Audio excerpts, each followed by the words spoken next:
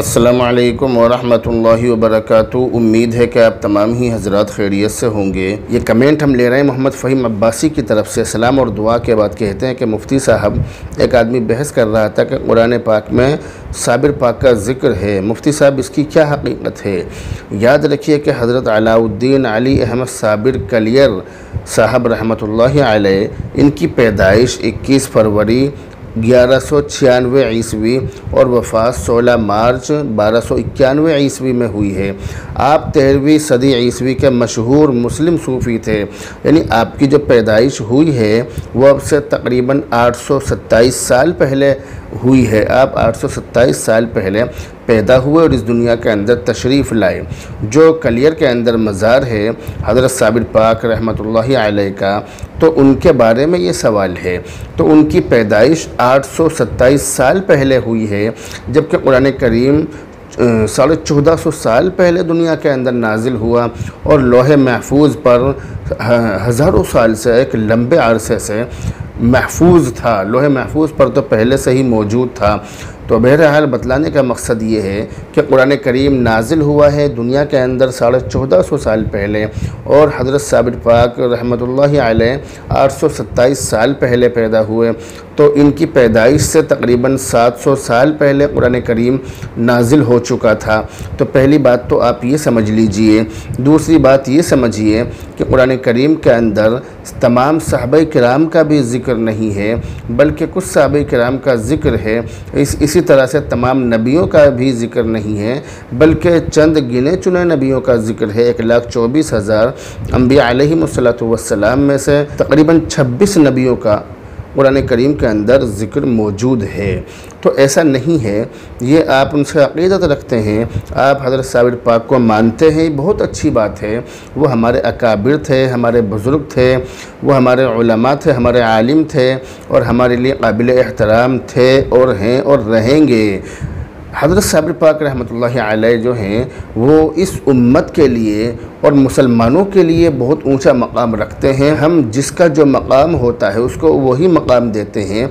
हम इंसान को उसके मकाम से ज़्यादा नहीं मानते हैं। इसकी मिसाल आप इस तरह से समझ सकते हैं कि इंसान अपनी माँ से भी मोहब्बत करता है, अपनी बीवी से भी मोहब्बत करता है, बेटी से भी करता है, बहन से भी करता है।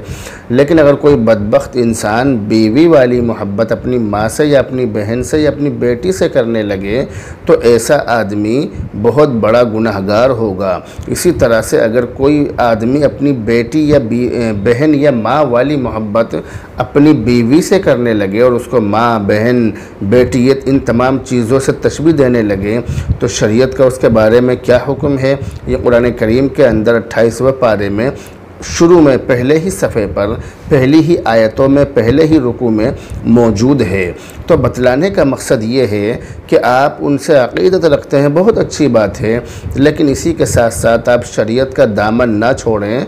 बुज़ुर्गान दीन को उलमाए देवबंद से ज़्यादा कोई मान ही नहीं सकता और उलमाए देवबंद से ज़्यादा कोई उनका एहतराम कर ही नहीं सकता। उलमाए देवबंद वो लोग हैं, उलमाए देवबंद वो उलमा हैं कि जो लोगों को उनका असली मकाम देते हैं। बाकी जो लोग हैं वो या तो इंसान को बिल्कुल इतना नीचे गिरा देते हैं कि उसको बिल्कुल ही नहीं मानते, या अगर उसको मानते हैं तो इतना ज़्यादा मानना शुरू कर देते हैं कि फिर उसके नाम की नियाज़, उसके नाम की फ़ातिहा, उसके नाम के सालाना बकरे, मुर्गे, ये तमाम चीज़ें, इसी तरह से फूल चढ़ाना, चादर चढ़ाना, अगरबत्ती जलाना और पता नहीं क्या क्या खुराफात उनके नाम पर बड़े बड़े कारोबार लोगों के चल रहे हैं। अगरबत्ती के नाम पर, झाड़ू के नाम पर, बताशे के नाम पर, कील के नाम पर, चादर के नाम पर, फूल के नाम पर और पता नहीं क्या क्या चीज़ें, चादरों के नाम पर पता नहीं क्या क्या चीज़ें किस किस तरह के कारोबार लोगों ने उनके नाम पर शुरू कर दिए और बहुत बड़ी खलक़त और बहुत बड़ी मखलूक उनके नाम पर खा रही है, कमा रही है, जिसका उनको कुछ भी फ़ायदा नहीं हो रहा है। कब्र में लेटे हुए जो हमारे वली हैं उनको उसका कुछ भी फ़ायदा नहीं हो रहा है और ख़ुद उन्होंने अपनी ज़िंदगियों में इन कामों से लोगों को मना किया है। तो इसलिए बतलाने का मकसद ये कि कुरान करीम के अंदर साबिर पाक का ज़िक्र मौजूद नहीं है। ये लोगों की जहालत होती है, बेवकूफ़ी होती है कि लोग इस तरह की बातें करते हैं। अगर मेरे सामने कोई ज़्यादा होशियार बनने की कोशिश करता है या अपने बारे में कोई ज़्यादा ये दिखलाता है कि मैं बहुत ज़्यादा पढ़ा लिखा हूँ कि भाई कुरान करीम के अंदर है ये बात तो हदीस के अंदर है, बुखारी शरीफ के अंदर है, लोग अपनी तरफ से कह देते हैं इन बातों को। तो मेरा तो एक ही सवाल होता है कि अगर ये बात कुरान करीम के अंदर है तो दिखाओ, अगर बुखारी शरीफ के अंदर है तो दिखाओ। बहस का मुद्दा नहीं है। आपने कहा कि कुरान करीम के अंदर है तो दिखलाओ, और अगर आप दिखला सकते हैं तो बहुत अच्छी बात है, हम आपकी बात मान लेंगे। और अगर नहीं दिखला सकते, आप फिर ये कहेंगे कि हमने तो किसी से सुना है, तो इन बातों का कोई भरोसा नहीं है। आपने तो पता नहीं क्या क्या सुना होगा, किस किस के बारे में क्या क्या सुना होगा। तमाम ही बातों का एतबार नहीं किया जा सकता है। इसलिए इस बात को आप याद रख लीजिए, मेरी बात को अच्छी तरह से समझ लीजिए कि इन तमाम हरकतों से तौबा कीजिए और बुज़ुर्गान दीन को उनका असली मकाम दीजिए। हमारे जो वली अल्लाह हैं, हमारे जो अल्लाह के वली हैं, अल्लाह के जो बहुत करीबी लोग हैं, ये साबिर पाक कलियर वाले हों रहमतुल्लाहि अलैह, या इसी तरह से अजमेर शरीफ वाले, ये तमाम ही जो अकाबिर हैं, ये हमारे दिल के करीब हैं, हमारे वली हैं, हमारे बुज़ुर्ग हैं, हमारे लिए काबिल एहतराम हैं। हम इनका एहतराम करते हैं और करते रहेंगे। हम इनको हर नमाज में सवाब पहुँचाते हैं और पहुँचाते रहेंगे। हम इनकी रूह के लिए दुआ, इनकी रूह की शांति के लिए, आत्मा की शांति के लिए, और इनको अल्लाह ताला तमाम जन्नत की आसानी अता फरमाए, इसके लिए हम इनके लिए हर नमाज में दुआ करते हैं और करते रहेंगे। बाकी जो लोग हैं वो तो कब्रों पर जाते हैं, जाने के बाद अगरबत्ती जलाई, फूल चढ़ा दिए, चादर चढ़ा दी, बस हो गया।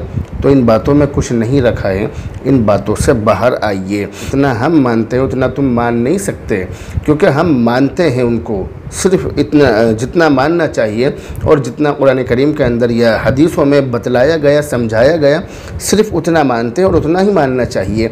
हद से आगे बढ़ जाना, हद से तजावुज़ करना, ये शरीयत का हुक्म नहीं है। शरीयत तो ये कहती है कि किसी भी मामले में गुलू का शिकार न हो, इफ़रात और तफरीत से बचने का हुक्म दिया गया है।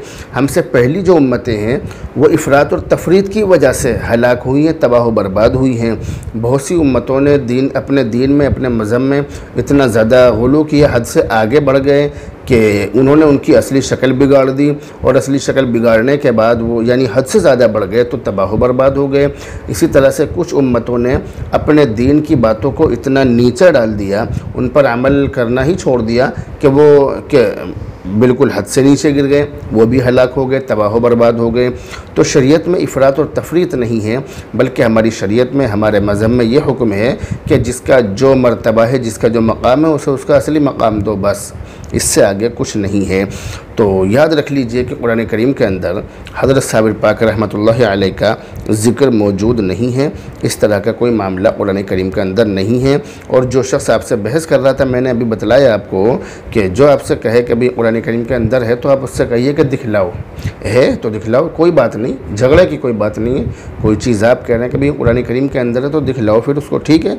बहरहाल अब आपसे रुखसत होते हैं, दुआओं में याद रखें। अस्सलामु अलैकुम व रहमतुल्लाह।